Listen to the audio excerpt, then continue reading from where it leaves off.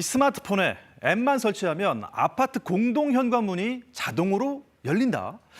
이런 서비스 혹시 이용하고 계십니까? 최근 몇 년 사이에 선풍적인 인기를 모아서 벌써 1,100개 아파트 단지 무려 75만 명이 이용을 하고 있습니다. 그런데요, KBS가 취재를 해보니 아파트 출입 보안 관리가 너무나도 허술했습니다. 얼마나 취약한지 이 내용 직접 취재한 정다원 기자와 함께 짚어보겠습니다. 안녕하십니까? 안녕하세요. 열려라 참깨입니까? 사실 저는 뭐 아파트에 살지 않아서 이웃 한번 놀러 갈 때마다 첩첩산중이더라고요. 공동 현관문도 안 열리고 또 가서 눌러야 되고 하는데, 야, 어떻게 앱만 설치하면 이 공동 현관문이 열린다고요? 그렇죠. 그러니까 블루투스로 연결을 하는 겁니다. 그러니까 기본적으로 출입문 이제 아파트 공동 현관에 블루투스 센서가 있고요. 네. 이 센서가 내 스마트폰을 인식을 하는 건데 센서에서 반경 3m 안에 들어가면 문이 이렇게 착 열리는 거죠. 와, 그러면 뭐 무거운 짐 들고 있을 때나 뭐 유아청일 때라든가. 스마트폰 앱만 있으면은 열어준다. 이거 참 편리한 기능일 것 같은데 사실 뭐 아무나 아파트를 드나들면 안 되지 않습니까? 이 보안 문제는 어떻습니까? 보안 같은 경우는 원칙은 이렇습니다. 여기 보시면요. 내가 만약에 이제 가입을 하겠다고 가입 신청 의사를 밝히면 업체에서 관리사무소에 이 사람 입주인 맞습니까? 네. 이렇게 확인 요청을 하고요. 그럼 관리사무소에서 확인을 받아서 업체가 이제 승인을 해주는 게 이제 원래는 원칙입니다. 이 원칙이라고 하셨는데 중요한 건 그 원칙이 잘 지켜지고 있습니까? 안 지켜주고 있는 게 문제입니다. 그러니까 앱을 개발한 업체랑 앱을 실질적으로 판매하는 업체가 달라서 네. 좀 이렇게 관리 책임을 서로 안 지려고 하는 게 문제인데 또 아파트 관리 사무소는 사실상 여기서도 빠져 있어요. 그렇습니까? 그 앱을 판매하는 곳은 어디죠? 저 KT입니다.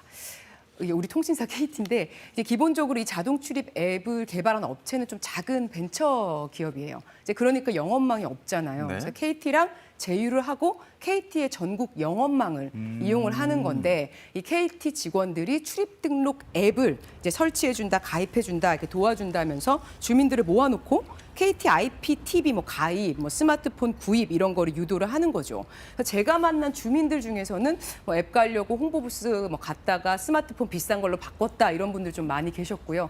또 KT가 판매를 대신하다 보니까 이 앱을 KT에서 운영한 줄 아는 그런 주민들이 많았습니다. 아파트 관리소장 얘기 한번 들어보시죠.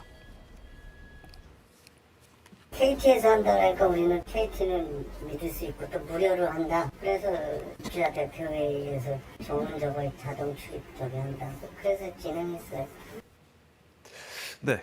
KT에서 이제 앱을 판매하고 또 앱을 설치하려고 온 분들한테 영업을 할 수도 있지 않을까요? 그건 잘못된 게 아니죠. 근데 문제가 뭐냐면 네. 이 KT에서 이 앱을 뭐 설치해주고 뭐 이렇게 가입을 대행해주고 이러는 이제 과정에서 네. 입주민 승인 시스템이라는 거를 이제 이용을 하거든요. 근데 이 시스템의 보안이 너무 허술한 거예요. 이게 문제입니다. 그래서 자동 출입 앱을 개발한 업체에서 입주민 이제 관리 사이트를 운영을 하거든요. 네. 그럼 아파트별로 뭐 아이디, 비밀번호, 건물 고유번호 이런 게 있는데 이게 KT 직원들 단체 채팅방에 공유가 되고 있습니다.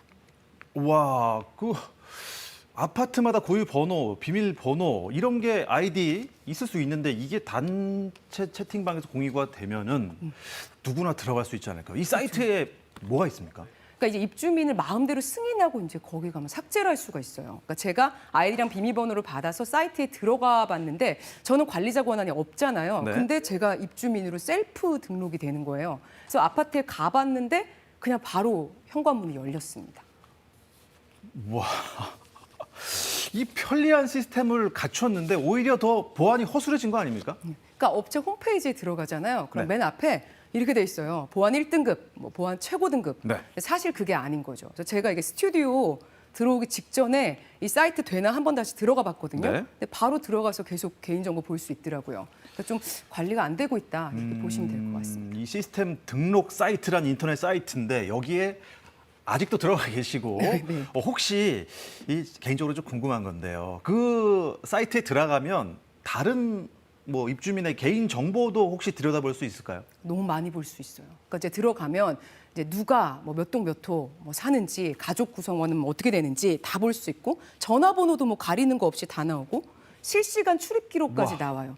그러니까 좀 사실 이 부분은 좀 범죄에 악용될 수 있을까 봐 좀 걱정이 되는 부분이죠. 이 사이트 관리는 지금 누가 하고 있습니까? 좀 그게 문제인데 앱을 판매하는 KT는 개발업체가 관리한다 이렇게 얘기하고 업체는 아파트 관리사무소에서 해야 된다 이렇게 얘기하고 관리사무소는 나는 KT가 해주는 줄 알았는데 이렇게 얘기를 해요. 그러니까 책임을 좀 서로 떠넘기고 있습니다. 근데 앱에 가입한 사람이 75만 명이라고 했잖아요. 네. 근데 이 정보가 사이트 하나에 들어가 있는데 방치되고 있는 거죠. 변호사 말씀 들어보겠습니다. 개인정보가 제대로 관리되지도 않고 관리 감독 주체도 없고 누구든지 만약에 해킹을 해서 그러면 전국의 모든 아파트 단지에 무상 출입을 할 수가 있겠네요.